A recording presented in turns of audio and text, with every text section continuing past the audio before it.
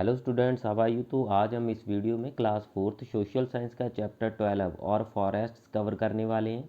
तो ये हमारी क्वेश्चन आंसर रिवीजन सीरीज़ है। तो यह इस रिवीजन सीरीज़ का चैप्टर नंबर 12 है। ठीक है, तो इससे पहले मैंने सभी चैप्टर की वीडियो बनाई हुई है, एक्सप्लेनेशन की वीडियो भी बनाई हुई है और क्वेश्चन आंसर रिवीजन सीरीज़ की भी वीडियो बनाई हुई है।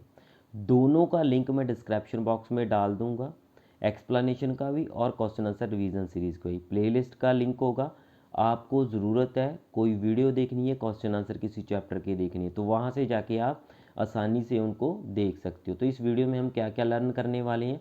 सबसे पहले चेक पॉइंट आता है हमारा, right T for true and F for false.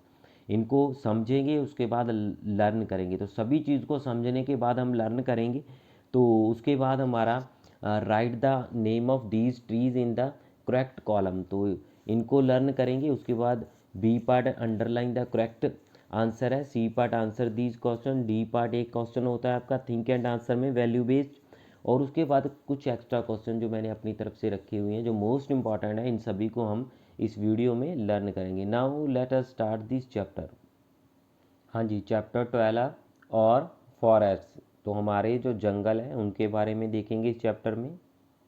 हाँ जी, तो सबसे पहले हमारा आ गया check point, right T for true and F for false. कहता है कि at present 1/3 of India's total area is under forest. तो कहता है कि वर्तमान समय में, ठीक है, 1/3 जो इंडिया का ज़मीन है ना, टोटल एरिया है, वो फॉरेस्ट के अधीन आ जाता है। तो ये हमारा फॉल्स है, 1/3 हिस्सा नहीं आता है फॉरेस्ट के अधीन। 1/4 एरिया जो फॉरेस्ट के अधीन आता है, ठीक है, 1/4 आता है, यहाँ पे 1/3 लिखा हुआ है, तो इसमें कंफ्यूज नहीं होना आपने। तो ये हमारा फॉल्स हो जाएगा। कहता है कि हाँ जी, आगे कहता है कि many medicinal herbs are obtain from forest. तो कहता है कि कई औषधि जड़ी बूटियाँ जंगल से प्राप्त होती है। तो यस, ये ट्रू हो जाएगा हमारा। यस, बहुत सारी जो जड़ी बूटियाँ हमें जंगल से मिलती है।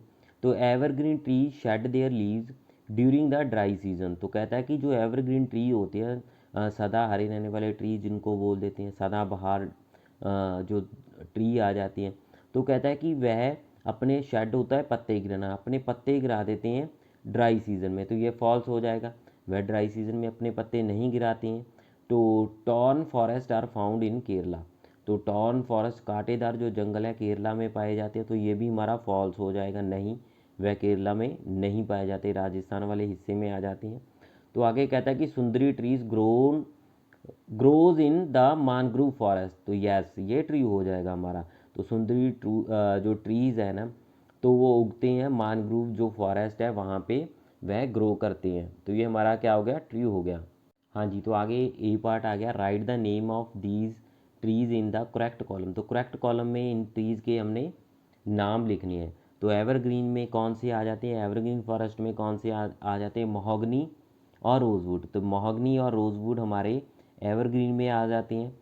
तो डेसिडियस फॉरेस्ट में हमारे आगे टीक और साल। तो डेसिडियस में टीक और साल। तो थॉर्न आगे होता है, थॉर्न होता है कांटेदार जंगल, बबूल और कीकल, बबूल और कीकर। क्लियर है, ये हमारे थॉर्न में आ गए। उसके बाद माउंटेन सप्रोस। तो सप्रोस और पाइन ट्री ये हमारे माउंटेन में आ जाते हैं। हाँ जी, आगे आ गया बी पार्ट। कहता है कि अंडरलाइन द करेक्ट आंसर। तो करेक्ट आंसर को अंडरलाइन करना है। तो कहता है कि अबव 1/3 और 2/3 of a countries total area should be under forest. तो कहता है कि जो कंट्रीज़ होती हैं किसी देश का, ठीक है, किसी देश के कुल क्षेत्रफल का 1/3 या 2/3 हिस्सा जंगलों के अधीन होना चाहिए। तो आंसर आ जाएगा हमारा 1/3। तो 1/3 हिस्सा जंगलों के अधीन होना चाहिए। तो आगे सेकंड आ गया हमारा। हाँ जी, आगे कहता है कि डेसिडियस और evergreen forest are found on the slopes, होती है ढलान, स्लूप्स ऑफ वेस्टर्न घाट। ठीक है, तो कहता है कि डेसिडियस या एवरग्रीन फॉरेस्ट जो है वन पश्चिमी घाट की ढलान पर पाए जाते हैं। तो इनमें से कौन से जो वन है वो पश्चिमी घाट की ढलान पर पाए जाते हैं। तो एवरग्रीन आ गए हमारा। कहता है कि सदाबहार जो वन है ना, जंगल है, ठीक है, तो पश्चिमी घाट की हैं। तो आगे कहता है कि the mangrove forest are found in the Ganga Brahmaputra delta और हिमालय। तो ये गंगा ब्रह्मपुत्र डेल्टा में आ जाते हैं। The mangrove forest are found in the Ganga Brahmaputra delta. हाँ जी, कहता है कि मैनग्रोव वन जो होते हैं ना, जंगल है, गंगा ब्रह्मपुत्र डेल्टा में पाए जाते हैं।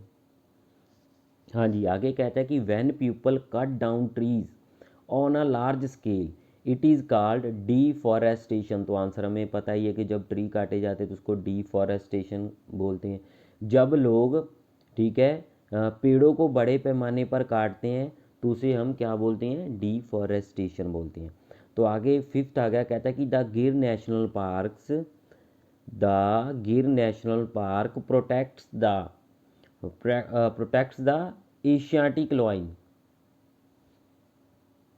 हाँ जी, तो इसका आंसर आ जाएगा the Gir national park protect the Asiatic lion. Means कि गिर नेशनल पार्क जो है एशियाई जो शेर है उनकी रक्षा करता है, ठीक है।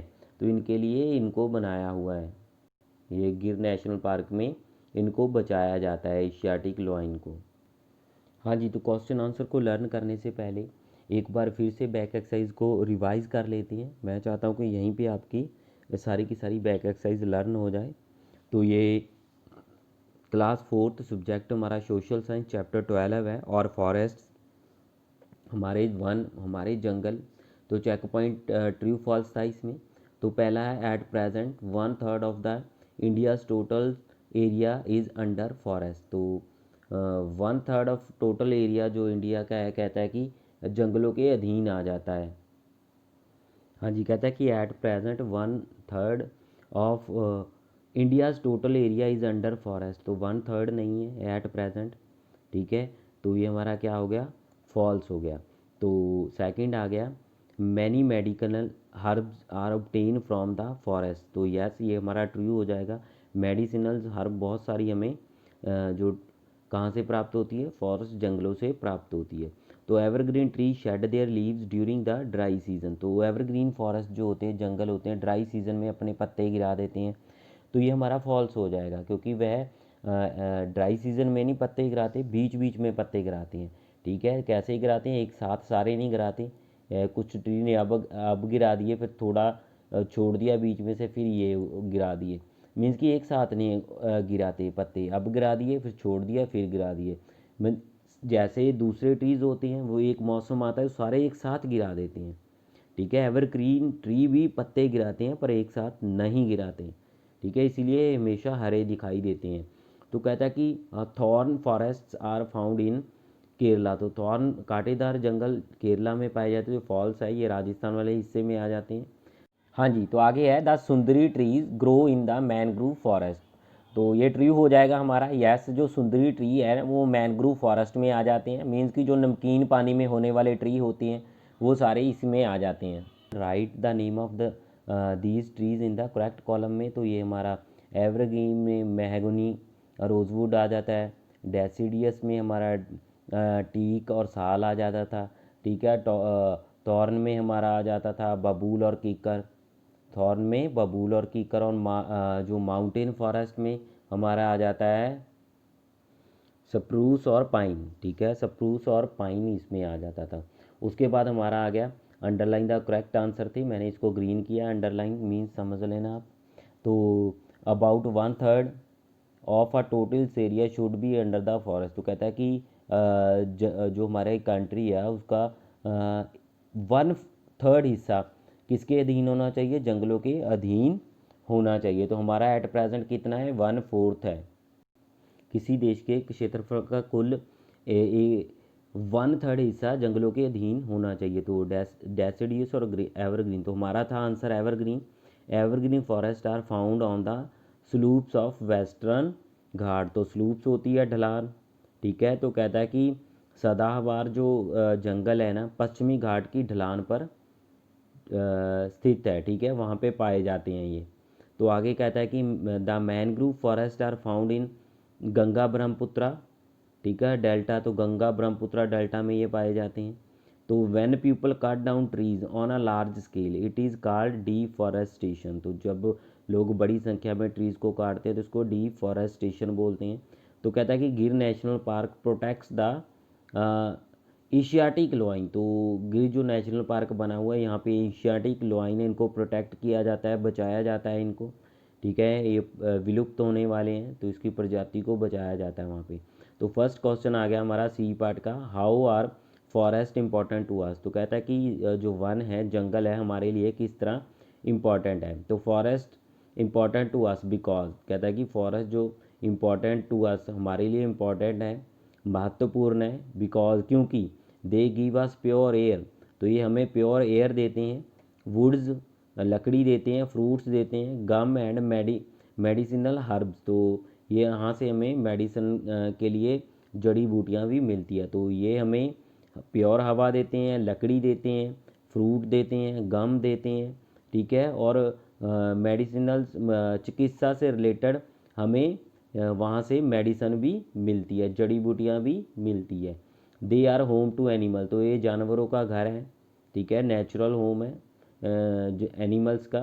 दे प्रिवेंट सॉयल अरोजन। तो सॉयल अरोजन को रोकते हैं, प्रिवेंट करते हैं, जैसे कि इनकी जो रूट्स होती हैं मिट्टी को जकड़ के रखती है, उसको बहने नहीं देती। क्या होता है कि बारिश में या हवा के साथ उस एरिया की मिट्टी बहना शुरू हो जाती है। ठीक है, उसको सॉयल एरोजन, भूखोर बोल देते हैं जिसको। तो ये होने नहीं देती उसको। ठीक है, ज़मीन को ये पकड़ के रखती है। हाँ जी, आगे क्वेश्चन नंबर सेकंड कहता है कि what is difference between evergreen and deciduous trees. तो कहता है कि क्या डिफरेंस है, क्या अंतर है एवरग्रीन और डेसिडियस ट्री के बीच में, ट्रीज के बीच में बताना है। तो कहता है कि answer, difference between evergreen and deciduous tree is. तो कहता है कि अंतर है डेसिडियस और एवरग्रीन ट्री के बीच में, एवरग्रीन ट्री और डेसिडियस ट्रीज के बीच में अंतर है। क्या अंतर है देखते हैं। तो कहता है कि एवरग्रीन ट्रीज, तो पहले एवरग्रीन ट्रीज को देख लेते हैं। कहता है कि the tree do not shed their leaves. Shed होता है गिरा देना। तो कहता है कि जो ट्रीज होते हैं अपने पत्ते नहीं गिराते। तो एवरग्रीन ट्री की बात कर लें, the tree do not shed their leaves. तो ट्री जो होते हैं अपने पत्ते नहीं गिराते। There mean green through out the year. तो ये पूरा साल क्या रहते हैं, ग्रीन रहते हैं, हरे भरे रहते हैं ये पूरा साल। तो दूसरी तरफ बात कर रहे हैं डेसिडियस ट्रीज की। तो कहता है कि the tree shade there leave in dry season. तो यहाँ पे ट्री जो होते हैं, ड्राई सीजन आता है जब सूखे वाला, तो वहाँ पे अपने पत्ते गिरा देते हैं। ठीक है, तो यहाँ पे फॉर एग्जाम्पल की बात कर लें, इनमें कौन कौन से ट्री आ जाते हैं एवरग्रीन में। एवरग्रीन में एबोनी, मेहगोनी और रोजवुड ट्री आ जाते हैं। तो इनकी कैटेगरी है ट्रीज़ की, जिसमें एबोनी, मेहगोनी और रोजवुड आ जाती हैं। तो डेसिडियस ट्रीज़ की बात कर लें, फॉर एग्जांपल में टेक, टीक, साल और संदलवुड। टीक, साल और संदलवुड इनकी कैटेगरीज में ये ट्री आ जाते हैं। आगे थर्ड क्वेश्चन आ गया हमारा, कहता है कि where do we find thorn. Thorn जो mountain and mangrove forest in India. तो हमने बताना है कि कहाँ कहाँ पे मिलते हैं टॉर्न, जो हमारे कांटेदार होते हैं, माउंटेन पहाड़ी इलाके वाले, और मैनग्रोव्स जो नमकीन पानी होता है वह वाले हिस्से में आ जाते हैं। तो फॉरेस्ट और वेयर फाउंड, तो कहाँ पे ये मिलते हैं। तो थॉर्न हो गया, ये राजस्थान, गुजरात और हरियाणा के इलाके में आ जाते हैं। तो थॉर्न राजस्थान, गुजरात और हरियाणा में आ जाते हैं। तो माउंटेन फॉरेस्ट जो हमारे हैं ये हमारे हिमालय और नीलगिरी हिल्स में आ जाते हैं। ठीक है, हिमालयाज और नीलगिरी हिल्स है ना, वहाँ पे आ जाते हैं। तो मैनग्रोव्स फॉरेस्ट जो हमारे गंगा ब्रह्मपुत्र डेल्टा में आ जाते हैं। क्लियर है। हाँ जी, तो क्वेश्चन नंबर 4 आ गया, कहता है कि व्हाट इज़ एफॉरेस्टेशन। तो एफॉरेस्टेशन क्या होती है, planting tree in an area that was not forest earlier is called afforestation. तो क्या कहता है कि ट्री लगाने उस एरिया में जो पहले जंगल नहीं था, तो उसको एफॉरेस्टेशन बोल देते हैं। प्लांटिंग ट्री, ट्री लगाने उस एरिया में जो पहले जंगल नहीं था, उसको फॉरेस्टेशन बोल देते हैं। ठीक है, उसके बाद why has national park and wildlife sanctuaries has been set up. तो नेशनल पार्क और वाइल्ड लाइफ सेंचुरी जो होती है किस लिए सेटअप की जाती है। ठीक है, तो national park and wildlife sanctuaries has been set up, तो ये क्वेश्चन में से लिया हुआ है। तो इनको स्थापित किया जाता है, इसका मीनिंग होगा नेशनल पार्क और वाइल्ड लाइफ सेंचुरी को स्थापित किया जाता है टू प्रोटेक्ट एनिमल्स, तो जानवरों को संरक्षित करने के लिए, ठीक है, उनको सुरक्षा प्रदान करने के लिए, टू सेव फॉरेस्ट, और जंगलों को सेव करने के लिए, ठीक है। तो जानवरों को बचाने के लिए और जंगलों को सेव करने के लिए इनका क्या किया जाता है, स्थापित किया जाता है इनको। तो आगे हाँ जी, तो डी पार्ट आ गया, think and answer. Trees found in thorn forest have long roots and small leaves, why. तो कहता है कि जो ट्रीज होते हैं कांटेदार जंगलों में पाए जाते हैं, उनकी जो रूट होती है लंबी होती है और लीव्स छोटे होते हैं, वाई, क्यों। तो रीज़न बताना है। कहता है कि the trees found in the thorn forest have long roots and small leaves. तो कहता है कि जो ट्रीज़ पाए जाते हैं ना कांटेदार फॉरेस्ट में, जंगलों में, ठीक है, हैव लॉन्ग रूट्स, तो उनकी जो रूट लंबी होती है और जो लीव स्मॉल होते हैं, बिकॉज, क्योंकि। क्योंकि अब मैंने रीज़न बताना है, आगे देखिए। तो बिकॉज का मतलब हो गया क्योंकि।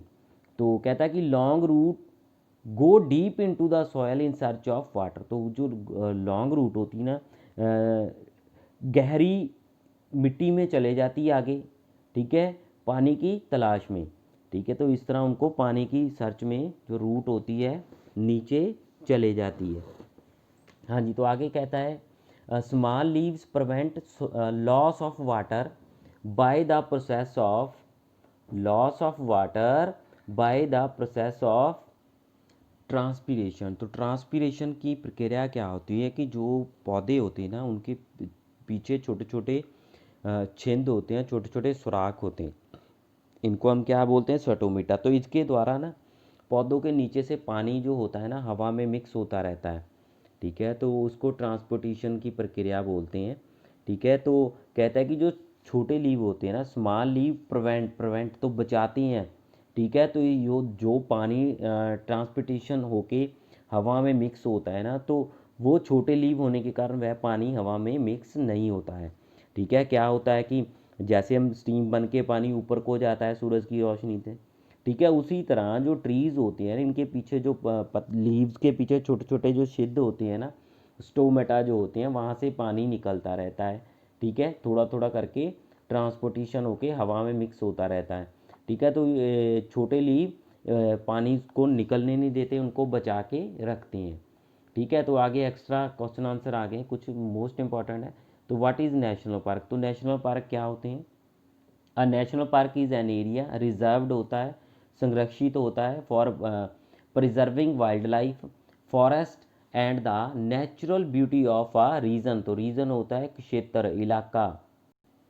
हाँ जी, कहता है कि जो नेशनल पार्क होते हैं ना तो वह एरिया होता है, रिजर्व एरिया होता है वह, ठीक है, जहाँ पे प्रिजर्व होता है, बचाना, जंगली जानवरों को बचाया जाता है, फॉरेस्ट को बचा के रखा जाता है।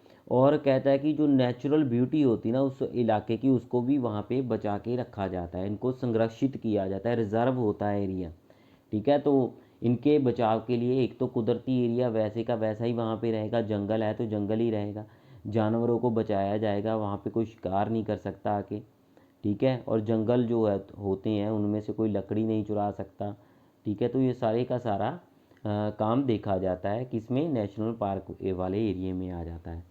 तो what is wildlife sanctuary, तो वाइल्ड लाइफ सेंचुरी क्या होती है। A wildlife sanctuary is an area reserve for endangered animal. तो वाइल्ड लाइफ सेंचुरी वह एरिया होती है जो रिजर्व होता है, संरक्षित होता है, किसके लिए, इंडेंजर्ड एनिमल के। इंडेंजर्ड एनिमल होते हैं कि जो प्रजातियां ख़त्म हो रही है, खतरे पे कगार पे पहुंच गई है ये जानवर, मीन्स कि इसके बाद इनकी जो पूरी की पूरी प्रजाति ही विलुप्त हो जाएगी, ठीक है। उनको बचाने के लिए वाइल्ड लाइफ सेंचुरी को क्या किया जाता है, बनाया जाता है, ओपन किया जाता है। तो आगे थर्ड आ गया, तो which is the oldest national park in India, तो कॉर्बेट नेशनल पार्क जो इंडिया में सबसे पुराना नेशनल पार्क है।